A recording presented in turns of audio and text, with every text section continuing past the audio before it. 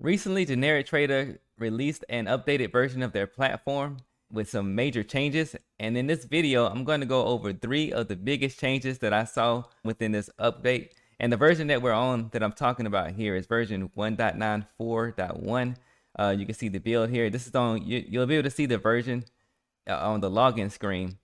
And the good thing about it is you don't need to do anything, since the way they develop their software. Just as soon as you log on, you'll be on the most updated version every single time. So there's nothing you need to do. Just when you use it, you'll be on when you log in, you'll be on the most updated version. All right, so let's get right into this. So the first update I want to talk about is the options, right? If you want to trade options on Generic Trader, they made it a lot easier to be able to do so. So I'm going to open up another tab. This is my quotes board, or my quotes widget, also known as the trading matrix. I'm going to open up a new tab there so we can open this up. And I'm going to go down here to add symbol. Matter of fact, let me go ahead and get this other stuff out the way so we can focus. I'm going to use that later.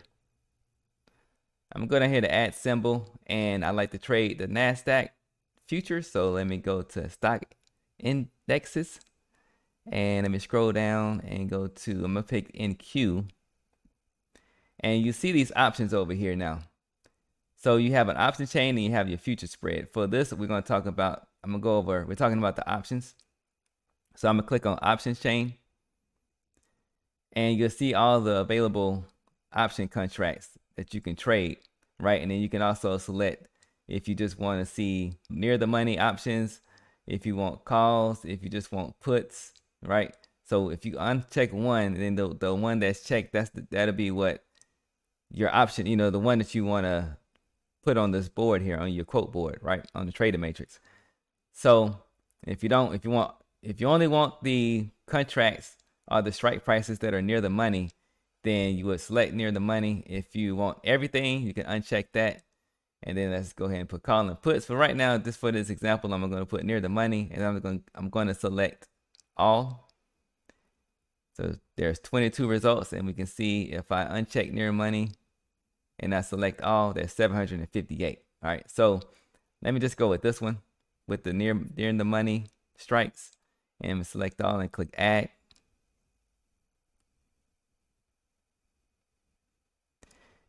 Give it some time to load up. You can see we're getting data. So you can see you have your options information in there. This would be a call with the strike price, a put with the P stands for put with the strike price, and then week 3 and so forth and so on, right? So you can have your options data all inside of a trading matrix there. And let's just say for one of these, I want to bring up a chart for them. I could just click on your menu selection here for the trading matrix, and I can open up a chart, and that'll bring up a chart for it, right? Or if I want to bring up a depth chart, let's go to the options, the menu options again, and then go to depth, and then I can trade from here, right? If I wanted to do it there. And you can also see that I can click place order here, and then I can put my whatever details I want to put in there, right? So this is not an options course. I'm not going to go into how to trade options and all that stuff. I don't even trade options myself. I just know that was a question that I got. So I wanted to, and with this update, I wanted to show the update in regards to trading options, right? So the second update that I want to go over here inside of this depth chart, or the advanced trader, they added the ability to change your quantities here. So in order to change these, what you would do is you will go up here to this little setting icon, and you will click on that, and then inside of this, now you can change it. So let's just say I want to do right here, so I want to go 5, and let's go 10 there. And then also you have the little plus buttons if you want to do it that way, plus minus over there. And they give you a few ways to be able to change these numbers in there. But let's just say that's what I want my quantity buttons to be. So I can go ahead and click on that. So now I can just click on whatever quantity I want to trade with. If I want 10, 15, or 5, or whatever the case may be. And then I can place my trades from there, right? And you see I have in this order entry window, I have 5 and so forth and so on, right? So I think that's a pretty cool update. And the third change I want to mention is you now have the ability to change your symbol inside of the box here. Like, it's easier to change the symbol there. So for this, I'm gonna close this one down because options are a little bit more complex when it comes to the symbols. And I'm gonna open this one back up. So I left this on Z23 for a reason. Also, I'm going to bring up my chart so we can see it on both. So in here inside of the advanced trader, if I just click on this, it'll show me it should pop up with the most recent contract, and I can just click add there. And you'll get the most updated information. Just bring that back up to make sure I'm still live. And then same thing in the charts window, you just click here and you'll just click on the add symbol for the most recent, and then now you see the most recent information.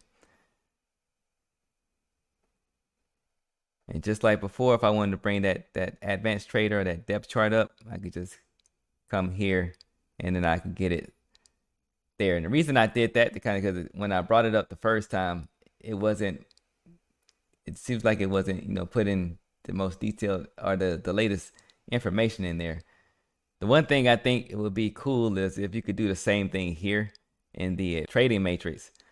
So to update here, if you get like behind for whatever reason, the best thing I found to do is just to add the new symbol there. Let's just say you can actually edit this from here. You can edit the symbol. And the difference here is when I click on it, it doesn't bring up the latest contract information like the last one did. So let's just say I put it back on M.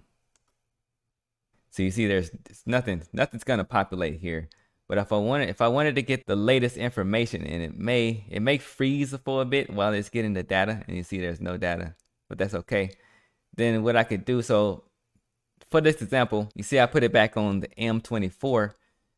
Instead of trying to go in and change it up here and trying to figure out what the latest, because maybe I won't know exactly what the latest contract month is.